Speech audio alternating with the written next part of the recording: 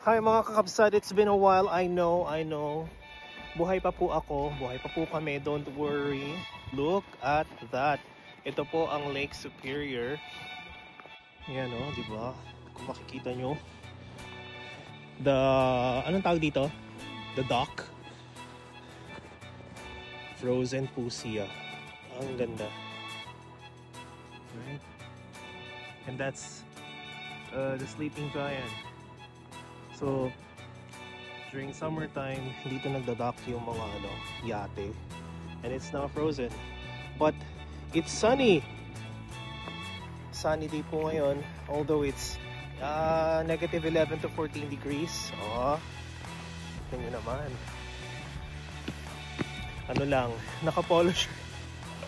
Naka-polo shirt lang ako sa loob. Tapos, jacket. Galing tayo ng we went to the clinic earlier today to get our blood works done. So after 1 week, a week or two, mabalikan natin yung results. So I think I can just check it online. So yun. So yung mga bago lang po dito sa Canada, anywhere in Canada, just look for Life Labs. Google Life Labs. And from there, pwede kayong magpabook ng inyong mga medical consultations, especially mga non-emergency ones.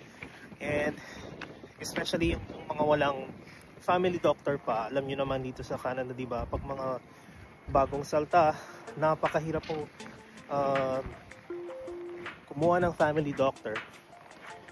And also, don't forget to secure a requisition form, especially kapag magpapa-blood works kayo, kasi kailangan po nila yon. Opo. Hindi na yung nilalakaran natin. Kapal-kapal din siya, no? Alright. Look at the view. That's Prince Arthur Hotel. And then some gallery. Tignan nyo yan. Anong tawag dito? Bakit hindi matigas yung part na yon? Kasi ini-aerate nila. Yes.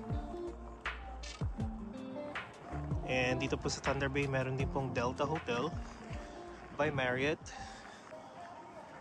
And that's an old building na converted into an interior design shop house. And then behind that bigger building over there, it's the government building po. Ayan. And the skating rink. Opo, madulas po. So, huwag nyo nang itry kung di nyo alam. And you know what mga kabsat, we can't wait for summer to come. They said it's just about 4 to 5 weeks from now and it's summer again.